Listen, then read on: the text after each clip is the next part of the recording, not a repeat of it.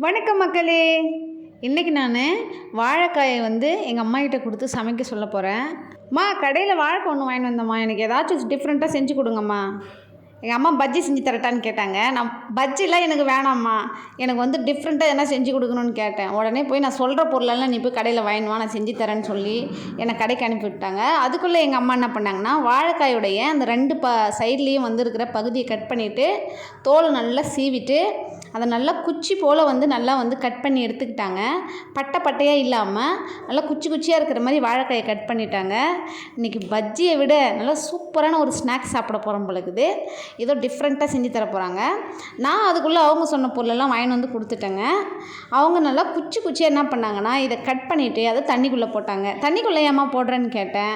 அது அப்போ தான் கருத்து போகாமல் இருக்கும்னு சொன்னாங்க. தண்ணிக்குள்ளே போட்டு வச்சுட்டு அதை ஒரு அலசி அப்படியே தண்ணியில் இருக்கட்டும், வெளியில் வச்சாக்கா கருப்பாயிடும்னு சொன்னாங்க. அதுக்குள்ளே எனக்கு ஒரு வேலை கொடுத்தாங்க. அந்த வேலையை நான் செய்ய போகிறேங்க. எனக்கு என்ன சொன்னாங்கன்னா, ஒரு ப்ரெட்டை வாங்கிட்டு வர சொன்னாங்க. அந்த ப்ரெட்டோடைய ஓரத்தில் இருக்கிற பகுதிகளெல்லாம் கட் பண்ணி எடுத்துட்டு அதை இந்த மாதிரி எடுத்துக்க சொன்னாங்க. நல்லா ஒரு பேனை சூடு பண்ணி அது மேலே கட் பண்ணி வச்ச இந்த ப்ரெட்டு துட்டுங்களை மேலே வைக்க சொன்னாங்க. ரெண்டு பக்கமும் திருப்பி விட்டங்க. நல்லா சூடாயிடுச்சு. உடனே அதை எடுத்து என்ன பண்ண சொன்னாங்கன்னா, மிக்ஸி ஜாரில் போட்டு நல்லா இதை மாதிரி அரைச்சி எடுத்துக்க சொன்னாங்க. இது நம்ம நிறைய அரைச்சி வச்சுக்கிட்டோம்னா வெஜ்ஜி கட்லெட்லாம் செய்கிறதுக்கு இல்லை வேறு எதனா ஸ்நாக்ஸ் செய்கிறதுக்கு ரொம்பவே நல்ல மொறுமொறுப்பு கொடுக்கறதுக்கு நல்ல டேஸ்ட்டாக இருக்கும்னு சொன்னாங்க. நீங்களும் இதை அரைச்சி வச்சுக்கோங்க. உடனே என்ன பண்ணாங்கன்னா, 3 ஸ்பூன் கார்ன்ஃப்ளவர் மாவு, 3 ஸ்பூன் மைதா மாவு, 1 ஸ்பூன் மிளகாத்தூள் எடுத்துக்கிட்டாங்க. 1/4 ஸ்பூன் உப்பு போட்டாங்க. இது எல்லாத்தையும் போட்டு நல்லா மிக்ஸ் பண்ணிக்கிட்டாங்க. அதுக்குள்ளே எனக்கு என்ன வேலை கொடுத்தாங்கனாக்கா, 2 முட்டையை உடைக்க சொன்னாங்க. ஒரு கிண்ணத்தில் 2 முட்டையை நான் உடச்சி வச்சுட்டேன். அதில் கொஞ்சமாக உப்பு மிளகுத்தூள் போட்டு கலக்கி வச்சுட்டேங்க. என் வேலை முடிஞ்சு போச்சு.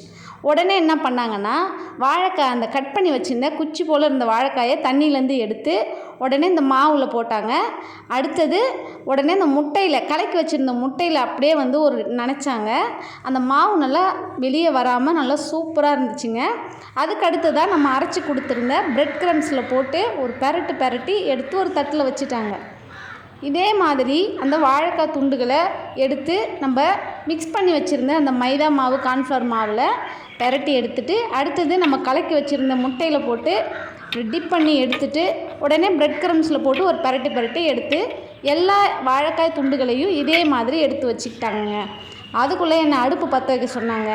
நான் அதுக்குள்ளே போயிட்டு விறகெல்லாம் எடுத்துகிட்டு வந்துடுறேன். எடுத்து நம்ம அடுப்பு பற்ற வச்சிடலாம். அப்போ தான் ரெடியாக சாப்பிட ரெடியாக இருக்கும். ஓகே, எல்லா பொருளும் ரெடியாக வச்சாச்சு. அம்மா வானல் எடுத்து வச்சு எண்ணெயை ஊற்றிட்டாங்க. எண்ணெய் நல்லா சூடானதும் இந்த நம்ம பெரட்டி வச்சுருந்த இந்த வாழைக்காயை அப்படியே பொறுமையாக நல்லா பார்த்து எண்ணெயில் போடுங்க.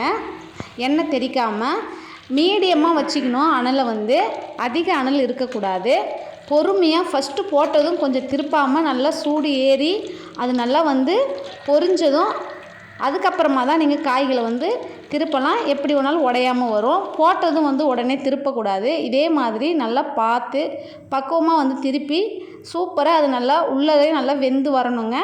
அனலை மீடியமாக வச்சுக்கோங்க. நல்லா வெந்து வந்துடுச்சு. இப்போ நம்ம தட்டில் எடுத்துடலாம். சாப்பிட நான் ரெடியாக இருக்கிறேன். ரொம்ப சூப்பராக நல்லா டேஸ்ட்டாக இருக்குன்னு நினைக்கிறேன். ஆறட்டும். சூப்பராக ரெடி ஆகிடுச்சிங்க. ரொம்ப ஈஸியாக ஒரு 10 நிமிஷத்தில் சட்டுன்னு குழந்தைங்க கேட்டாக்கா இதை நீங்கள் ஈஸியாக செஞ்சு கொடுக்கலாம். ரொம்பவே ஈஸியான சூப்பரான இந்த ஒரு வாழைக்காயை வச்சு நல்ல ஒரு ஸ்நாக்ஸ் எங்கள் அம்மா செஞ்சு கொடுத்தாங்க. செம்ம டேஸ்ட்டுங்க. நீங்களும் இதே மாதிரி உங்கள் வீட்டில் ட்ரை பண்ணி பாருங்கள். நல்லா மொறுன்னு செம்மையாக இருக்குது. இந்த வீடியோ உங்களுக்கு பிடிச்சிருந்தா ஒரு லைக் போடுங்க. நம்ம சேனலை சப்ஸ்கிரைப் பண்ணுங்கள். நன்றி.